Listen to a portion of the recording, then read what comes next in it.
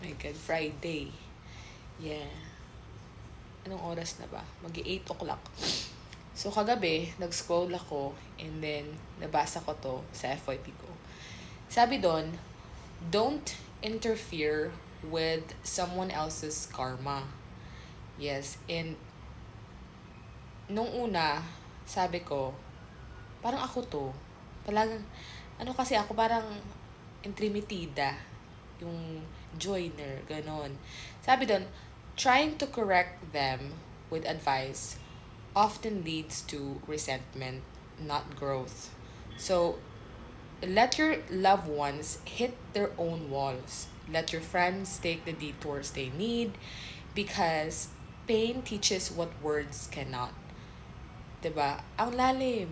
Sabi ko sa sarili ko, lalo na sa sa family members, parang gustong-gusto ko na ma-avoid nila yung mga mistakes na nagawa ko. Yeah, kasi binibigyan ko sila ng advice, paminsan-minsan nagagalit pa ako kasi 'di ba? Like bakit hindi gusto ko lang naman na umangat ka, ganto ganyan, gusto ko lang naman na ganto ganyan. Pero ngayon nung nabasa ko to, I realized na mali pala yung ginagawa ko. Like sobrang mali talaga siya kasi at the end of the day, yung mga mistakes na nagawa ko, necessary yun para matuto ako. Yes, and how come I'm depriving them of experiencing the same thing?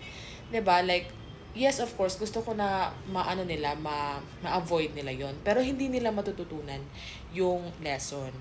And sabi pa dito, telling someone to be better, like teaching them how to make money, or urging them to quit like mga vices or gambling, warning them away from mistakes, 'di ba? Like typical na pagkapatid mo or kamag-anak mo ganun. On the surface, it seems like kindness, 'di ba? Parang kindness siya.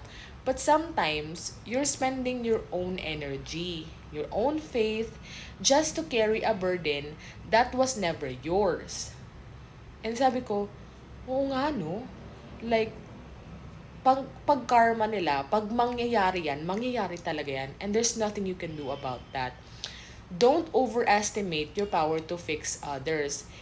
And don't underestimate how tightly someone can cling to their own delusions. Kaya, no matter how hard you try, hindi talaga yan sila magfa-follow. Kung ayaw niya talagang mag-follow, kung ayaw niya talagang magbago. Not everyone is ready to be saved, and not everyone wants to be. 'Di ba? Not everyone is ready to be saved, not everyone wants to be saved.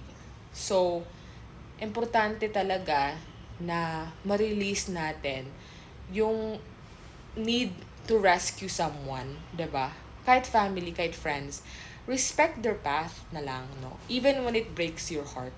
Kahit na alam mong sobrang sakit kasi ayaw mong masaktan din sila, ayaw mong mali sila ng landas. Pero some lessons are written in pain, and no one gets to skip what their soul came here to learn.